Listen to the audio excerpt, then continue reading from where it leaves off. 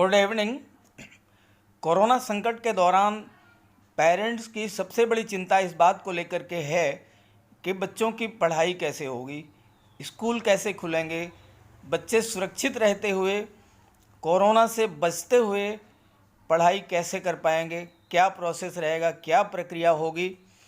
तो आपको बताते चलें कि स्कूल खोलने की गाइडलाइन तैयार हो गई है और एनसीईआरटी ने इस संबंध में सरकार को ड्राफ्ट भेजा है।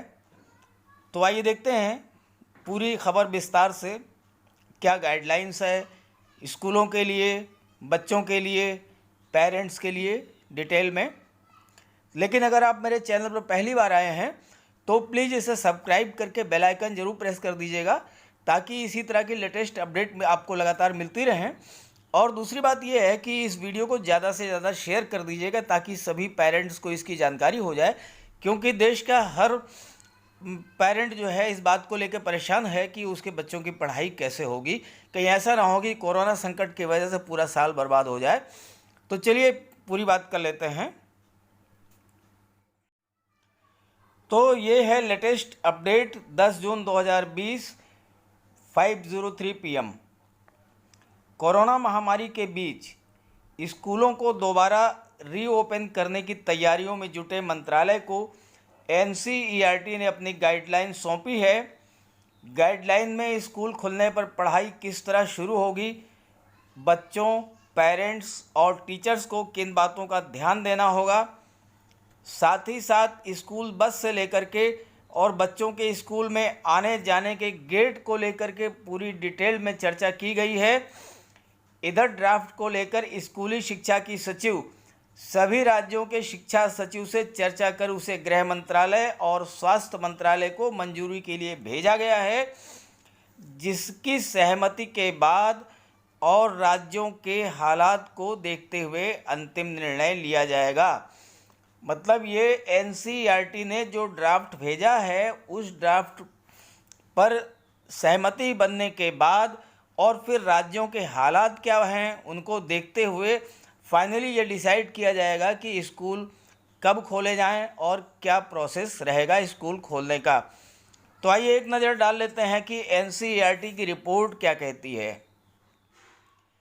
अब अगर एनसीईआरटी की रिपोर्ट की बात करें तो स्कूल खुलने के बाद रोल नंबर के आधार पर ऑड इवन फार्मूला लागू होगा या फिर 2 शिफ्टों में कक्षाएं लगाने का सुझाव दिया गया है।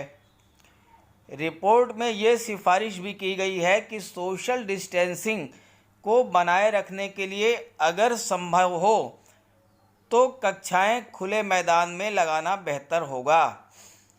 और इसके साथ ही मोटे तौर पर जो सुझाव दिए गए हैं वो इस प्रकार हैं। पहले चरण में 9वीं से लेकर 12वीं तक की क्लासेस शुरू होंगी। इसके बाद के चरण में 6वीं से लेकर के 8वीं तक की क्लासेस शुरू होंगी और फिर तीसरी से लेकर 5वीं तक की पढ़ाई होने लगेगी। कंटेनमेंट जोन के स्कूल ग्रीन जोन बनने तक बंद ही रहेंगे।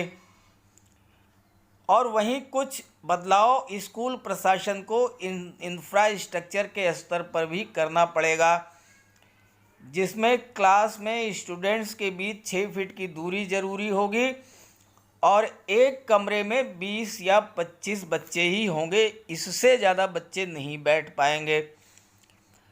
अब ज़रा बात कर लेते हैं कि क्लासरूम्स की क्या स्थिति बनेगी और सोशल डिस्टेंसिंग की क्या स्थिति होगी।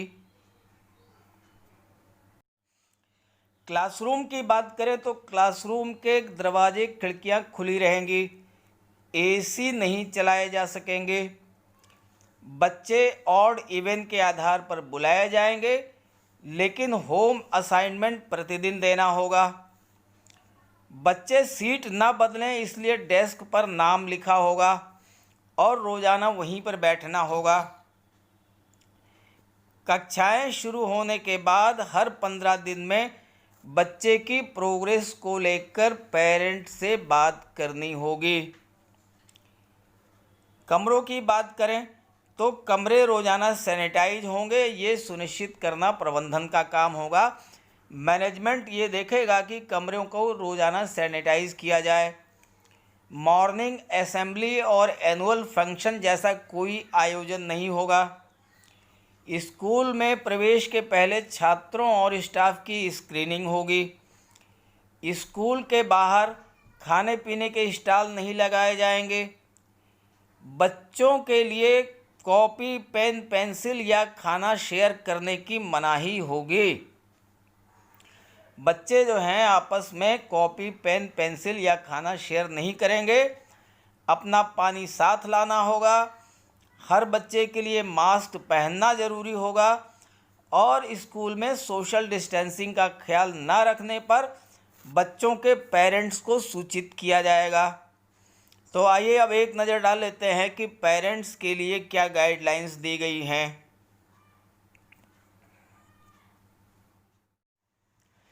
चिकित्सा, सुरक्षा या सफाई संबंधी कामों से जुड़े पेरेंट्स को इसकी सूचना पहले ही स्कूल को देनी होगी।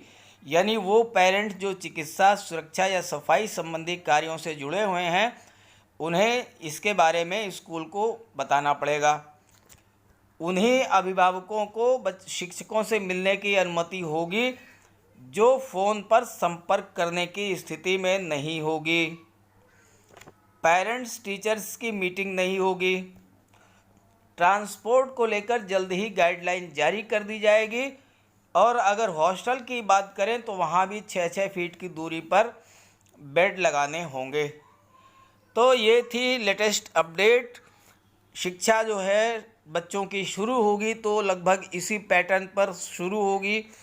कमोबेश प्रक्रिया, प्रोसेस यही रहेगा। थोड़ा बहुत परिवर्तन हो सकता है लेकिन बहुत ज़्यादा परिवर्तन की कोई ज़्यादा संभावना नहीं है। तो मेंटली इस बात के लिए प्रिपेयर्ड रहिए कि बच्चों की शिक्षा ऐसे ही होनी है।